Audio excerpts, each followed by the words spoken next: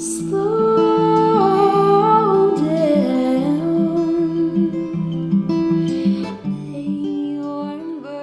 Hey, welcome to Divergent Paths with Dan Dunford. I'm Dan Dunford, as always, the ye old host. Thanks so much for listening. Hope you're having a good week so far, enjoying your Monday. I need to record these earlier in the day. Now, it's a new record, 3:44 a.m. Monday morning. We're putting together the podcast episode, but these December weekends, so full of stuff, but it's good. Anyway, again, thanks for listening. Really appreciate that. This week, it's the third episode in the series in my partnership with David Whitwell's Radical Brass series at Spectrum. This month, it's Trumpeter Sam Jones, young guy, real sweetheart of a guy. Enjoyed talking to him a lot. Had a good chat talking about these improvisation and electronic stuff that he does, his background and how he got into new music. He talked about his concert that'll be coming up this week, this Thursday, and he's just a really, really good guy. Fair warning, at the top of our interview, we spend about 3 minutes talking about hockey, because I love hockey, and you don't meet that many musicians who are super into hockey. So we did that. So if you don't really care anything about hockey, just skip those 3 minutes, or don't, and enjoy learning about people.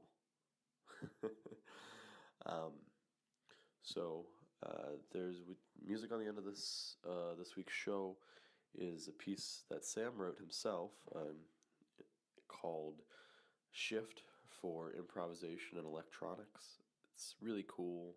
I love the vibe that he gets on these, on his compositions. In addition to how he sounds and when he's playing other people's music, he's a great drummer player. If you want to come hear him play, it's this Thursday. That's December 17th, 2015. In case someone is listening to this 3 years from now, who knows? At that point, Sam might be running the world of trumpet. And I might be running the world of. No, that's a bad idea. Don't let me do that world. Anyway, Sam's concert is this Thursday, December 17th, at Spectrum, which is 121 Ludlow Street,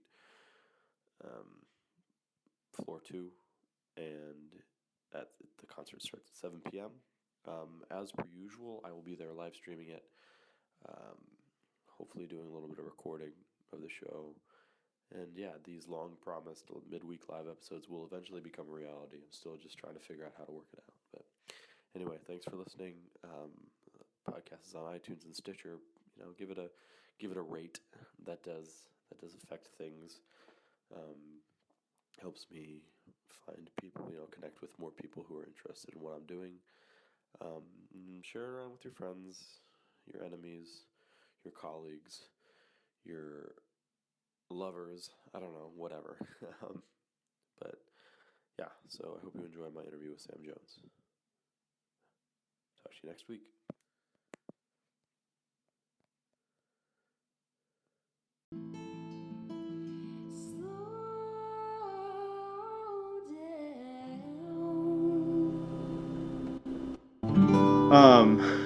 We're just kind of like sitting in your apartment, and I see all of this Pittsburgh stuff, but you literally just told me you're from Florida, so I'm really confused. Yeah, well, my dad is from Pittsburgh originally, and he's a sports writer. Oh, okay. So that's where I guess I get all of this sports paraphernalia. Is he a hockey writer? He was a hockey writer. Now he's a columnist for the Tampa Bay Times. Okay. So cool. Yeah, okay, so there's a poster of Miracle on Ice from 1980, right? U.S.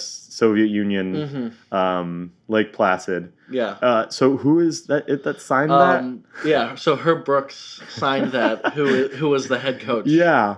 He the was guy a that friend Kurt of mine. Russell played in Miracle. Right, exactly. Yeah. He was a friend of my dad's, and That's we lived in Minnesota for a couple of years, and I played hockey, and yeah, so he just gave that to me, and I'm so jealous of that. it's like I love it more than my trumpets. Maybe That's fair. No, that's totally fair. I'm a huge hockey fan. yeah, My family's all from Chicago. Similar situation. yeah. Like I've never lived in Chicago, but my dad's from. Sure. My whole family. I think I got a Blackhawks hat somewhere. I have like hundreds and hundreds of dollars worth of Blackhawks gear. Like I've got two Jonathan Taves sweaters. I've got a Stan Mikita sweater from like vintage, Right. all the T-shirts.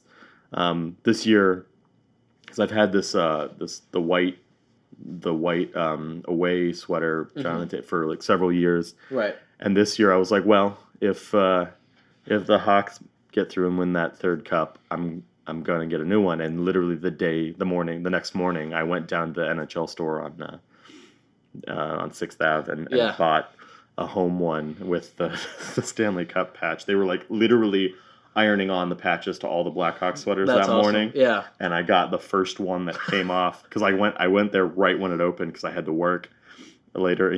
Yeah. I was like, I'm gonna do this. This is totally a good use of my money. Yeah. No, but But then when you're the first one, it sort of confirms that. It's Yeah, like, I am. I am the guy. Like, come at me. Yeah. Don't call me a bandwagon fan. Right. But yeah. Anyway. Yeah. Glad we spent all that time talking about hockey. But it's weird because there's not even in the brass community in New York. Like you don't find that many musicians who are that into sports because it's just that's a lot of time. You spend so much time practicing. I will watch things while I'm like warming up. Working on scales, Sure. watching the NBA TV app or whatever. Yeah. I mean, mostly I watch like baseball and hockey, and it's Yeah. just because I grew up around it. Like if I wasn't watching a game that my dad was actually at, we would be at home watching the game. Right, that makes sense. And I'm from Tampa Bay originally, and I mean they've been doing great sports wise. So, and then I moved to New York. I can't like the Yankees yet, but I'm a Rangers fan now. Okay. Anyway, enough about hockey. Yeah. I could talk about hockey for pretty much all day. This is actually a hockey podcast. Yeah, this is. I listen to hockey, but yeah, this is actually.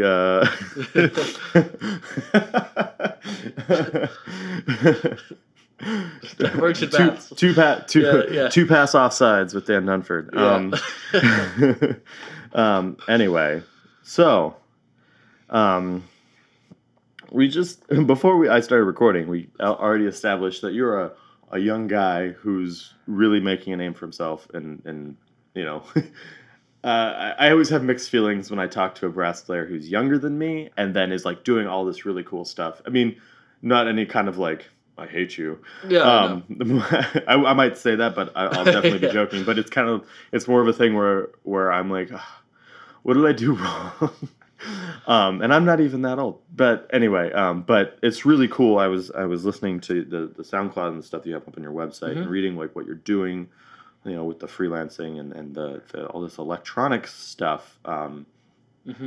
So, and I was looking at both your recent performances and what you have coming up, and I was just really surprised about how much of this, of course there's a few mixed in that are like doing some Bach, doing this, and yeah, sure. So your typical your freelance gigs exactly that everyone does, but also like a large number of these trumpet electronics, these new music performances, and it was just I didn't know that there was that many going on. Yeah. It's kind of a very niche.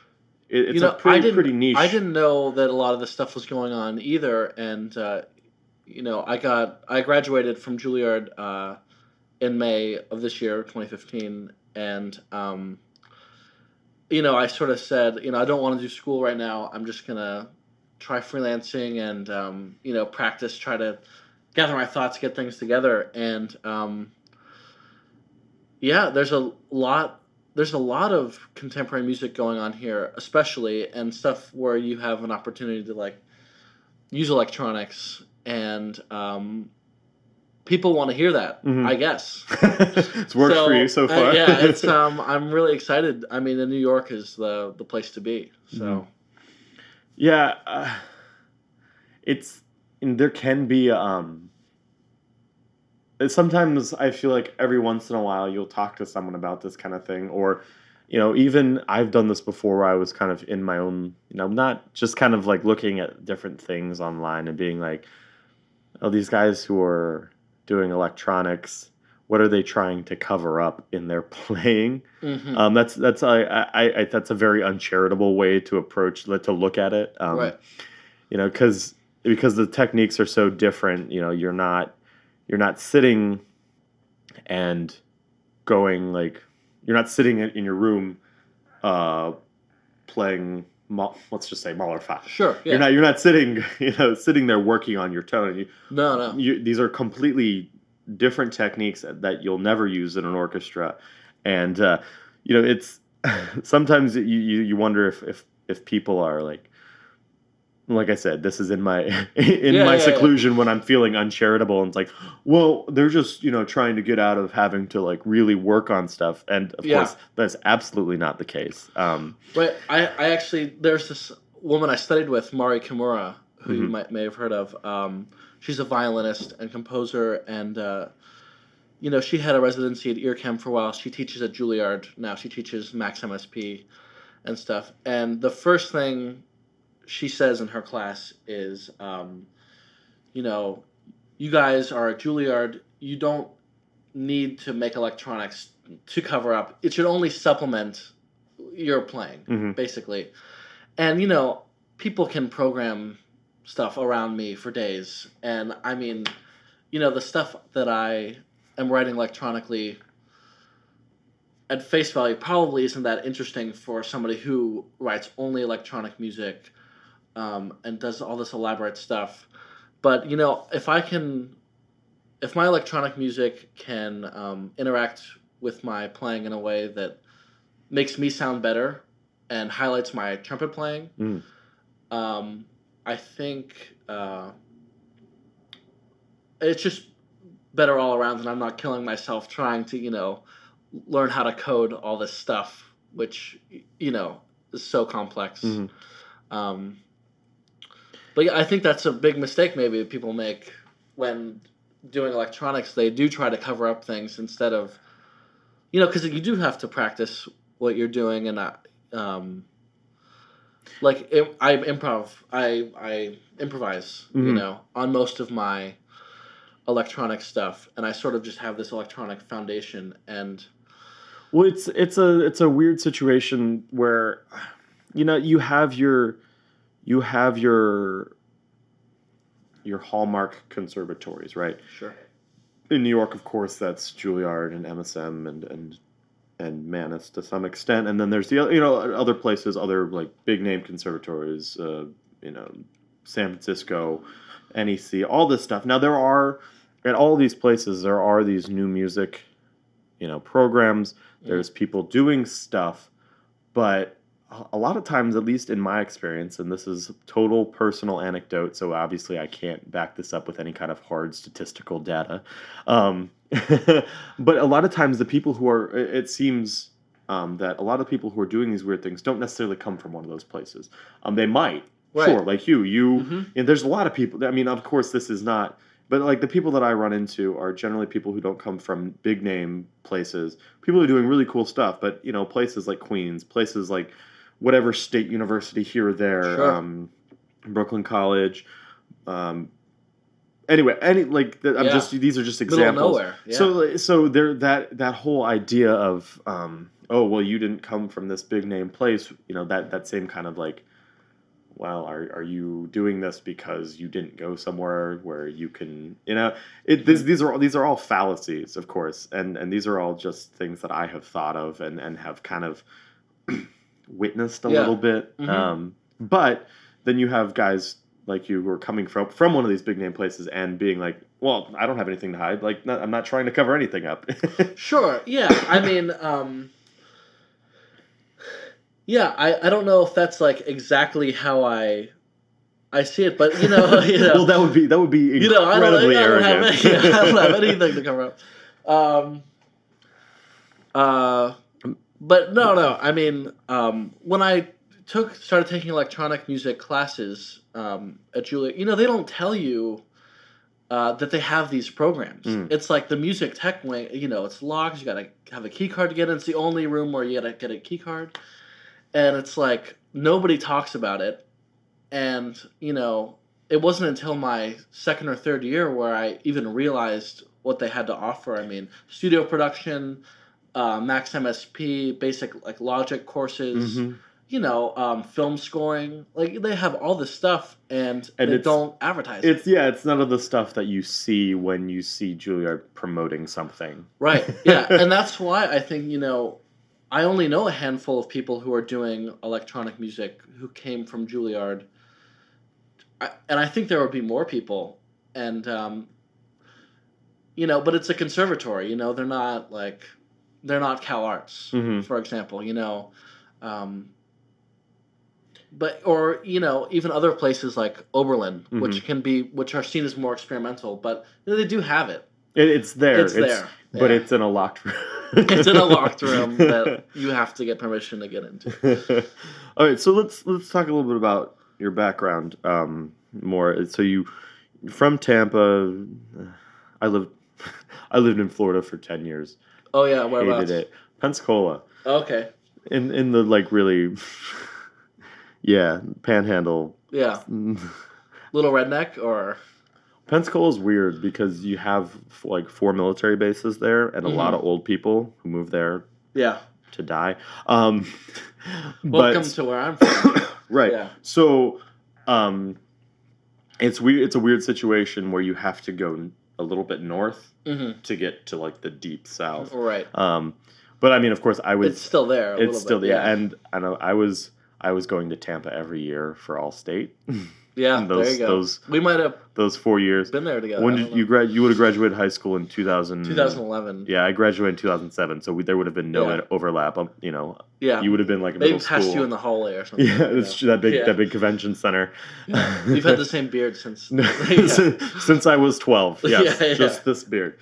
Anyway, so when did you start playing trumpet? I was 10, and I went into my 5th grade band director's office, and he was like, okay, you can pick some instruments to play. And I had played a little bit of trumpet before, just like messing around on, like, I had a friend who played trumpet, so, I'd played a couple notes here and there.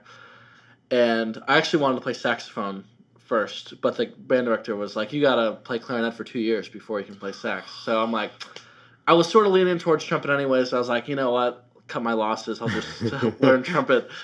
And I studied with a high schooler my first year, Michael Martell, got me off to a great start. And then I switched to Carolyn Wall, who's a horn player, actually. I'm from St. Petersburg, Tampa Bay area, St. Pete Clearwater.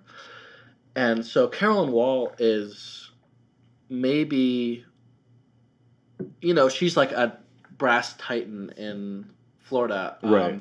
So many of her students have gone to Juilliard, and they're in orchestras all over the place. Not just horn players, too, trumpet players, trombone players. Jamie Williams, I don't know if you know him, who is in Berlin now in the opera. John Hamill's in Tokyo. Kevin Rivard is in San Francisco. Like all these, Jeff Pilkington's National he's in Washington D.C. One of those big orchestras. I don't know. It's like I can't keep track. And so that was a great start for me. And then later on, I ended up studying with Rob Smith, who's the principal trumpeter in the Florida Orchestra. By the way, Carolyn is third horn in the Florida Orchestra. So yeah, it's a really great place down there, and all through high school, even though I wasn't studying with Carolyn regularly, I saw her every Sunday because we had brass quintet rehearsals before we had youth orchestra. Right. And, so I had all this chamber music experience which nobody else. I was so surprised. I got to Juilliard, and you have American Brass Quintet seminar class, and you can form your own group, but a lot of times they'll just throw you in with people, especially if you're a freshman, and which is fine. But then they'll sort of assign rep, or they'll give you some suggestions. And I remember being like, I've played all of this, you guys. So I've done Ewald a bunch of times. Yeah, I know the Arnold backwards and forwards. Boats of sonatine. Right. I've done it. So, and that's sort of where the contemporary music thing came in, because I was listening to these groups like Stockholm Chamber Brass or the Mannheim Brass Quintet, or even Center City Brass Quintet. Yeah. And I was just looking at their repertoire, and a lot of it was new. A lot of it was written in the last 20 years or so. And I think that quintet was together for a couple years. We call ourselves Syntax Ensemble, and I don't think we played anything written before 1990. So that was great. That cuts out those early Awayson quintets too. Yeah. No, Awason's great. He has some gems in there. It's all right. But so I mean, I had a great foundation in Florida, and through high school. I don't giving you my life trumpet story here, but I went to Chosen Vale, which is the Center for Advanced Musical Studies. It's in Enfield, New Hampshire. It's a trumpet seminar. Right. So it was originally Lake Placid, actually, Lake Placid, and it was multi-instrumental brass and stuff, and they had composers there also. But this new one, Chosen Vale, is run by Ed Carroll, a famous soloist and teacher at Cal Arts. And, he just got all of these great players to teach there. So I went there for 4 summers, and it's still going. I might go back. So you got, Håkan Hardenberger, Gabri Cassone, John Wallace, Steve Burns, Marco Blau, Tom Stevens, these names might not, these are names that aren't the. These guys are not guys you will necessarily pop up in a master class at a conservatory. Right. It's outside of that circle, right? Which is awesome. But it's basically like the best soloists and principal players from around the world, and I don't know how Ed does it. He gets all these people together, but you go there and you play master classes, and that was my first real exposure to contemporary music, because I showed up there and I. Well, how old were you the first time you went? First time I went, I was 16, which is pretty young. Like I had normally there's no interview or anything, but because I was so young, he was like, maybe I'll. See if this kid has a beard or anything. No, I'm just kidding. So he suggested I play. Ed Carroll suggested I play Stanley Friedman's Solace, which I don't remember the exact year it was written. I think 60s or 70s. I should know this. But you're dismantling the trumpet and playing without slides, and you're doing all these quote unquote extended techniques. Right. It's very much in the what's the word I'm looking for? In the camp of like the John Cage, the Xenakis, doing strange things, and that like that 50s to 70s time period where people were realizing brass instruments can like do all of these weird things if you just play with it. Right. Yeah, and so I played that piece, which is sort of like a beginner's introduction into trumpet contemporary music repertoire. Right. And, I showed up there and, there are 60-year-old guys who go there. I mean, I'd say it's mostly 20 to 40 is the age range. So you were the baby. Right, yeah. But what's amazing, I mean, I heard like the Barrio Sequenza for the first time, or Stockhausen. That's another thing. Marcus Stockhausen, who is Karl Heinz's son, was on faculty there. And, we have all this great music written by Stockhausen because Marcus plays trumpet. And actually, of any composer, ever. He's the most prolific writer of trumpet music, Hmm. solo music, or in a solo role. And you know, the people playing this music, it's like it's mind blowing. Yeah. If you're 16 and you hear Stockhausen. Like crazy trumpet virtuoso stuff and so that really lit a fire under me. And So you hadn't had any like prior experience, or like again, I'm just going to speak a little bit from my own experience. Is like that time period when I was I don't know, like 12 to 16.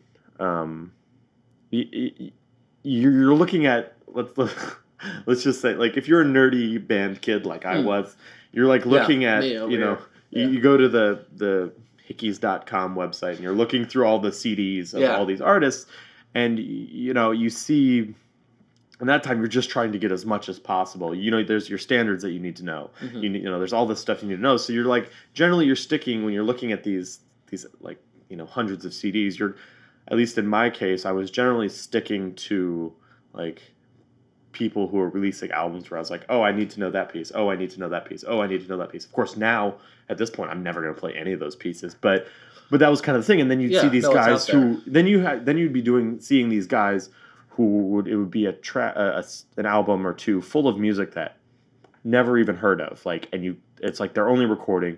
If you wanted to buy those pieces, they were really expensive. Like. Yeah. So I would just avoid that stuff and stick to the standards. And then I had my eyes opened by Dave Taylor when I was in high school. And of course, later I studied with him. But it was that weird situation where you're kind of like trying to find a footing. But and once you find it, though, it's great. Yeah. I mean, it opens up so much. And I mean, part of the reason, Chosen Vale had all these great players there. And I mean, especially people like Håkon Hardenberger, like, maybe the best trumpet player alive. Right. So many works written for him.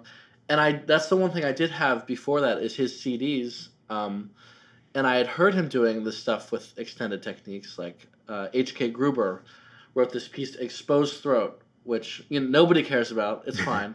Great piece. And you're just taking apart the trumpet, and it's so out there that, I think it sparked a curiosity in me, and maybe that's why I'm not playing urban fantasies or doing all this stuff now. But that it's just it's really eye opening once you discover something that's a little bit outside the box that not many people know about. Yeah, and then you realize there are all these people already there. Yeah, like there's this whole community of people out there, and yeah, there's so much to do. There's so many possibilities. So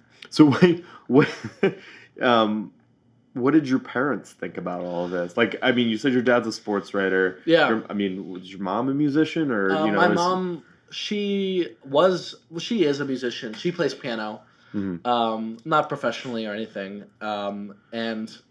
She also marched drum corps as a percussionist. Oh yeah, back in the 80s.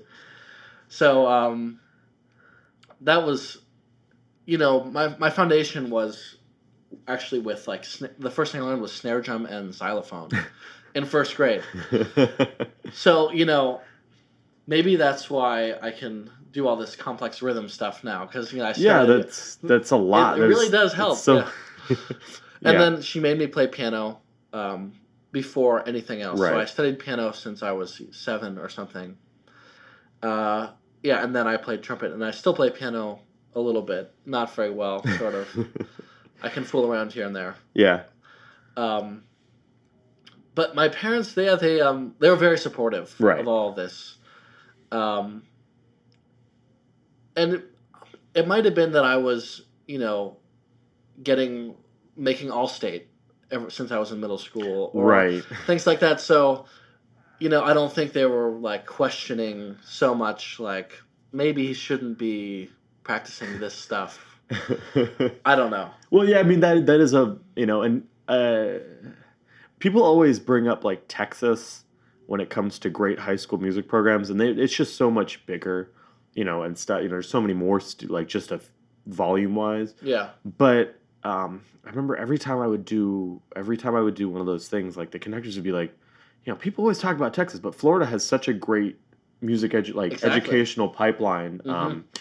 And I played with so many great players. There's a number of guys that I played with in those bands that have already gone on to incredible careers. Yeah. From just the period when I was 2003 to 2007. From that period when I was in high school, like I look at and see these people, and I'm just like, geez, what? Yeah. This is really great. But not saying anything's bad with Texas. Right. Texas is fine. But Yeah. and mess and with it Texas. it provides that very, like, for a parent. I would imagine it provides those, like, benchmarks for, like, okay, this is something that I can do. Mhm. Of course, and this is something I found, and I'm sure you did. Like, you can go from being number one in the state, which, like, I was, for what it's worth, I was the best at what I did in the state. Yeah. In that year, Mhm. those couple years, and then you go off and you're like, oh, I'm terrible. Yeah, you go to a bigger pond, and you're just of people who everyone's the best, was the Right. best. And you're like, what Yeah. is going on? That's sort of how it was for me with Chosen Vale. Mhm. You show up there, and you do, in your head, you're like, I'm 16. I hope you want to impress people, Right. But at the same time, it's like there's no way I can play some of this stuff. And that was actually really great for me to experience that before I went to college. Right. Because the level of Chosen Vale, there were a few Juilliard students who were there at the seminar when I first went, and you saw what they were doing. You saw the work they were putting in beforehand. So when I think I might have had a leg up on some people when I first got to college. Mostly in terms of repertoire that I knew was out there, Right. but also I had seen firsthand the level that I needed to get to by the time I finished, or right. Or else why bother? Right. When you got to school, I mean, you mentioned that you, like, didn't start, like, this electronic contemporary stuff. Like, that was a little bit later. Sure. But were you doing stuff before then that kind of, like, in that general, like, that was kind of pushing you there already? Mm-hmm. I mean, I don't know what the requirements are for, like, when you're young, because you have so many requirements. Well, at any music I did school. all the things that everybody does Yeah. when they're young. So I played 2 youth orchestras. I did a brass quintet, and then I had lessons, and I played in my school band, and I played in jazz band too. Right. So I mean, it was all like the normal things. I think what it was is I saw that contemporary music could really push the limits of myself and what was possible on trumpet. And there really weren't that many people doing it. Yeah. I mean, you realize now there are, but it's still not that many. Well, but see, all those people who are doing it are a compilation of people who have come through over like a large period of time, probably 25 years, 30 years more, a lot sometimes in different places. New York, it's like guys from the past 50 years who have been doing this. Right. Whereas, like, but you still, it's like maybe every year, like every graduating class at a conservatory might have like one a few. or two. Yeah. So, like, while you're in it, like, while you're training, basically, like, there's just not that many people. There's just a couple that are off in a dark room doing weird things with a computer. Yeah, and that's sort of how it was when I got to Juilliard. There's a couple ensembles. There's a new Juilliard ensemble led by Joel Sachs, and Axiom with Jeff Malarski, and both of them were great experiences. And you got to meet composers and do premieres. I met Elliot Carter on his 103rd birthday. Like, how crazy is that? And he was, like, giving comments to us. And I met Peter Maxwell Davies and, all these people. And so I was talking to friends who had recently graduated Juilliard with me or a couple years before me. And we were thinking, if we could get a group like this New Juilliard Ensemble or Axiom, there was like a core group of Axiom players that sort of did things, and so we formed this ensemble Échappé, which is a new music sinfonietta single winds, single strings, piano, percussion. And Jeff Malarski is leading that also. So it was sort of like I think maybe the greatest thing about Juilliard for me was playing an Axiom with these people. And to be able to continue that after school was like just sort of a dream for me. So, being able to continue that with people who I went into these programs knowing nothing Right. about it, and then to be able to come out of school and have some work playing with them, or it's just a true delight to be able to do that. Yeah, and yeah. I mean, I don't know, it's so awesome. When I was I studied a little bit with Marco Blau. I went to the Stockhausen courses in Curtin, Germany, which happened every 2 years. And one of the things he said to me was just every time you touch the trumpet, it's so amazing. It's this gift that you can bring people music, and it's how lucky are we to be able to do that? So it was just totally different. I hadn't really heard that approach from orchestral players, or people do have it, but when I think it makes a little more sense to me when it's in a solo setting. Like, you can really bring your own art to people. And it's when, of course, I play in orchestras, you play in orchestras, it's fine. Yeah. But, it's a situation where when it's so much, not more important, but it's so much more evident when it's you, for instance, you're standing up on a stage by yourself with your trumpet and all your gear. Sure. But it's just you. I mean, if you're playing second trumpet in the Boston Symphony, great gig. Yeah. I mean, of course, obviously that's a great gig, and you have to. I'll take it. Yeah.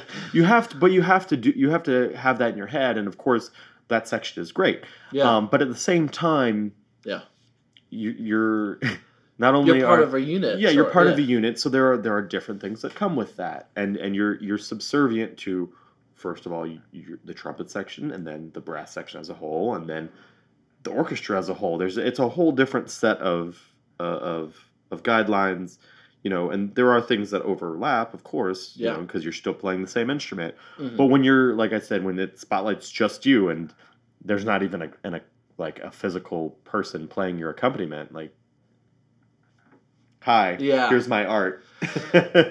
Yeah, it's sort of daunting to do, but one of the things that got me really into this. So I sort of discovered improvisation and electronic music about the same time, and a lot of that was seeing people like Peter Evans playing. Yeah. And you see him do a solo trumpet recital, he'll play for like 45 minutes, and you're like, oh, I learned Stanley Friedman's soloist. I thought that had extended techniques. And I don't even know what sound you could get. I mean, like, how many lips does that guy have? Right. Like, he's got like 8 mouths. No, I'm just kidding. But it's basically, it's the difference between. Well, I mean, it's like the difference between winning a principal job in your youth orchestra and winning principal job in the New York Phil. Like, right. It's that gap. It is, yeah. And seeing him do all that improv, and to realize that was all improvisation, and it's so much more interesting than anything people are writing. There are a few exceptions. Right, but there's so much overall, more freedom and personality, your personal taste, and your personal, just who you are as a person away from trumpet. You bring all that into what you're doing. Like, there's so many different ways you can go with it. Right. When it's not just 15 minutes of notes on a page. Yeah. Being able to just witness what is possible really got me going. And I saw some of his electronic. Peter does this electronic duo with Sam Pluta. And so I sort of pieced those two things together, and using them as sort of inspiration, and talking to them about how they approach improvisation and music. I mean, Peter comes from a jazz background, primarily. I think if your last name is Evans, you have to play jazz. And that's I think that's true. And so what I'm trying to do is sort of maybe take the same general idea of improvisation that he is taking, but maybe approaching it from a little more of an not academic, but contemporary music, notated music world, and bring that to my electronic music. I mean, I don't know. What do you think about like this? Yeah. I mean, so no, you just like so when you're. I mean, you've. Like I said, if you look on, you go to samjonestrumpet.com, you look at your performances from the past 6 months, let's say. Sure. And you've got all of these different performances, doing this at this place and doing this trumpet and electronics, doing this weird thing at this place. So like, I mean, and you're writing and you're improvising and you're experimenting. So just, what are you doing? Yeah. What am I doing? We've talked about, we've covered like your background, your influences. Yeah, that's a good question. We haven't really, talked about like what exactly it is you're doing. Right. All right. So, when you're on, how do I want to approach this? This is difficult. Like we were kind of saying, you have this unique thing that you do, and this is in a city of tens of thousands of musicians like New York.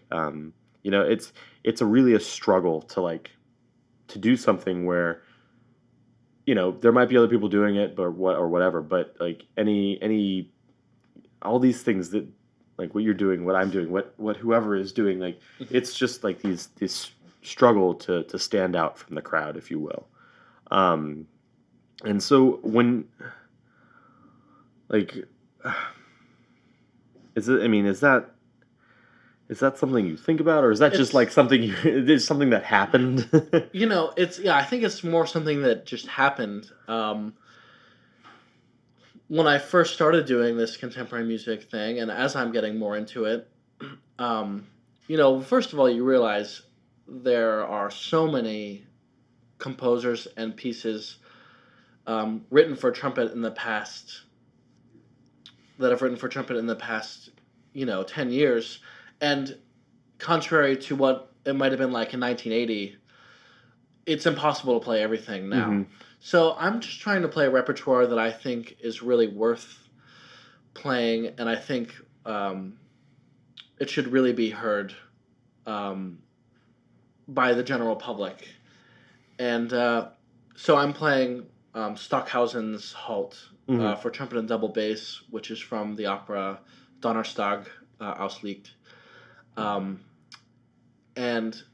the trumpet and bass have this interaction, which you don't see it anywhere else really in music, especially that instrumentation. Maybe jazz a little bit, but Milton Babbitt's like All Set comes to mind. This jazz 12-tone area. So it's sort of like along those lines, but way more expansive and interesting. Just these two voices. And then I'm playing. I play a lot of Lisa Lim's music, and she's an Australian composer, and she works with a lot of Aborigine sounds and scales, things like that. So a lot of microtones in her music. But also, you may have bird sounds or this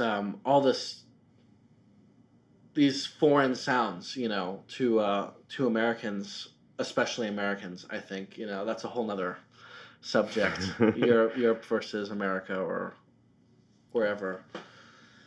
But yeah, I think I'm just trying to be a conduit for these composers to get their music out there, and for me that's exciting. I know I'm not.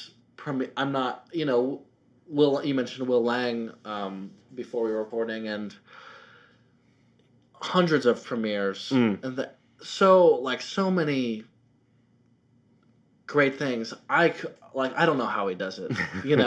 That I respect the hell out of him for that. I don't know how that's possible, and he sounds great doing it.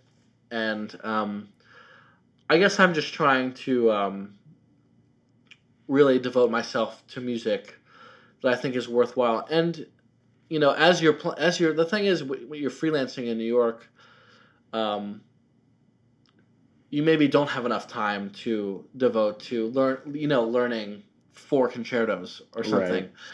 But that's a little bit where I, my own music and improvisation, I improvise every day, and it's just an creative outlet for me.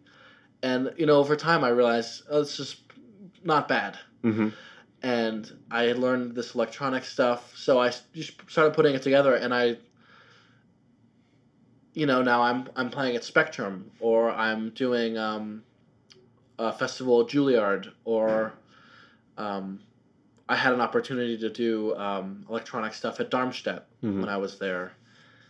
So it just opens up so many different paths. And I think a lot of people just don't realize that it's out there, especially people in the orchestral camp, but also the general public. I mean, the first time I heard Peter Evans live do a solo recital was he was teaching at Chosen Vale, and there was this old woman there. She might have been 90 something, but she came up to him afterwards and said, "I've never heard trumpet do anything like that in my life.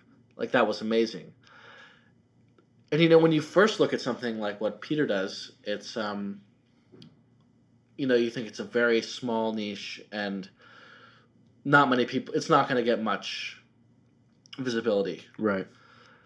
But it was the opposite from that, and I think people just need to be exposed to this music, and it takes people like you doing things like this podcast, like exposing all these great musicians and artists and this music that we're playing.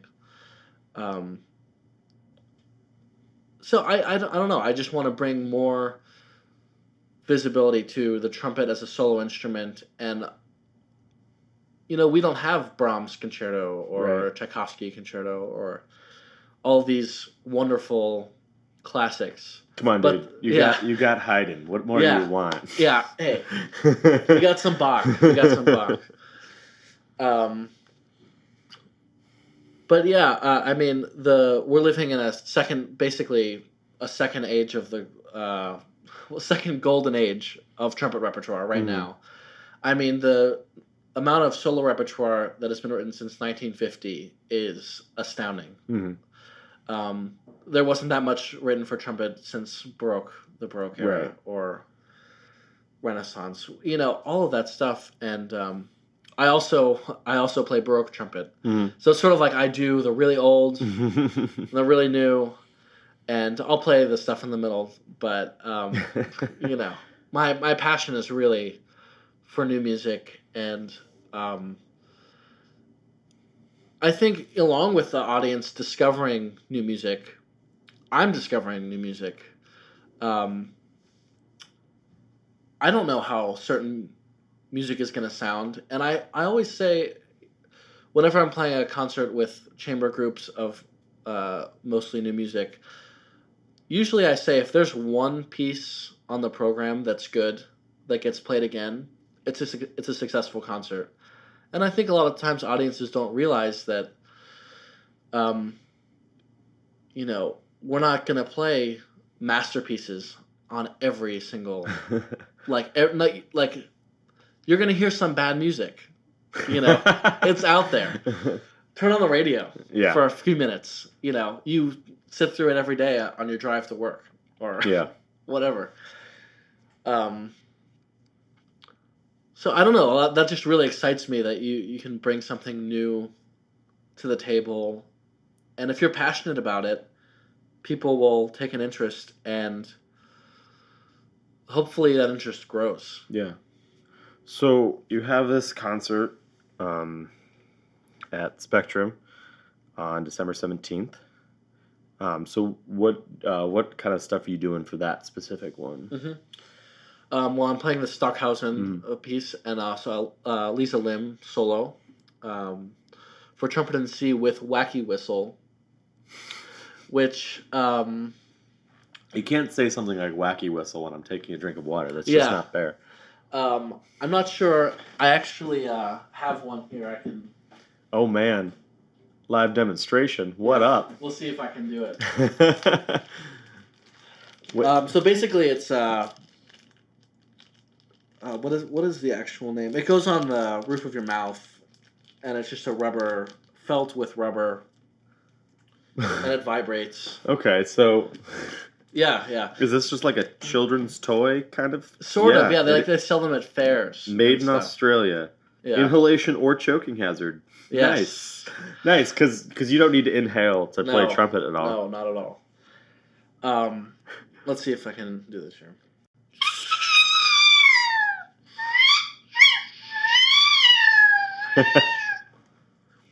That's All basically right. what it is. But, this is just... I have about 10 of these, and they're all different pitches. So some are extremely high. Interesting. Some are really low. Anyway, it's going to be a wild piece. It's called the Wild Winged One. And then... I should go back. The Stockhausen piece, Halt, for trumpet and double bass. My friend Levi Jones is playing double bass on that. Great bass player. And then I'm also playing Marcos Balter's The Landscape of Fear, which was written for Peter Evans and Ryan Muncie, and I'll be playing with Ryan on the concert. Wow. And then the second half is going to be all improvisation and electronic music. And I actually have I recently got a 4-valve quarter-tone flugelhorn, which is right over there. It's pretty dope. I didn't know that existed, but great. It does now. Custom job. Yeah. So my electronic stuff will be with that instrument and also a piccolo trumpet. So that's ridiculous. So excuse me. When we're talking about, your improvisation, we've touched on it a couple times briefly. You're talking about doing the whole second half of the concert is improvisation. Now, when what programs are you using? Primarily, I use Max MSP. Yeah, I've had my fights with Max. Yeah, it's a constant battle. I find that it sometimes is like very. What's the opposite of intuitive? Counterintuitive. Counterintuitive. There we go. Of course, I did my classes with Max, and I wasn't great at it, but I always had a massive struggle with it. But when people who can use it, you can do so many cool stuff. So many cool stuff. Woo. So you can do so much cool stuff with it. It's in the afternoon. We haven't been drinking. Yeah, we haven't been drinking that water, y'all. Yeah. But there's so many incredible things you can do with it. So generally just Max. I do use Ableton Live a bit, but I find that I start to use Ableton and I get into it and I'm like, well, I really want to do this sound and that. Well, I know how to do it in Max, so I end up just going back to doing it in Max. Right. Yeah. Yeah. if you already know how to do it in Mac, that might be a little more work, to set it all up. But why bother? Why Right. bother dealing with Ableton? Like Right. for me, Ableton just works better with my brain. So when so you're doing are you doing like looping and like Yeah. and play basically you're playing with yourself, improvising over yourself, Yeah. So it's all live. live processing, live processing, and I've recently been trying to get more and more minimal in the electronics that I use. I do like this barrage of sound, but I'm trying to keep it sort of bare and highlight my actual playing. And as my improvisation has been getting better, especially over the past year, I realized that is more interesting, I think, than some of the stuff I'm doing with electronics. So, like I said before, I'm just trying to supplement a little bit. And so, we could get into details. Like I'm using Right. like delays and some effects, and ring modulation and pitch shifting. And I sort of have it worked out, so it's going to be on a. There's a loose structure, I guess, to it, but I'm able to trigger new sections when I want to. Um, I recently really started getting into Marcus Stockhausen. He doesn't play as much of his father's music anymore, but he's doing some great duos especially with basset horn player and bass clarinet. Also, there's this guy Florian Weber. I'm not quite sure. He's European, I'm familiar. He did this duo, and he plays flugelhorn and piccolo trumpet with piano. Florian plays piano, and it's this great video. You should check it out. It's called Inside Out with Marcus Stockhausen. You'll find it. And so he starts on flugelhorn and then goes to piccolo trumpet. And I found those two super mellow to more shrill, is just really interesting. And especially in electronics when you have different timbres, it's like Right. improvising with horn and bass trombone and violin. Yeah. It's like you can do totally different things, but it's actually just you singing. Yeah. Yeah. So, I'm just really excited to bring that to people, and hopefully people will enjoy it as much as I do. Yeah, I mean, when you're talking about that, improvs type things and then electronics, generally, at least in the trombone world, you got guys that you do one thing, you do one instrument, or you do one, and like broadening, like blowing that out and like bringing in so many different things, and there's so many different ways you can go with it. It's just cool. Yeah. Exactly. You said it.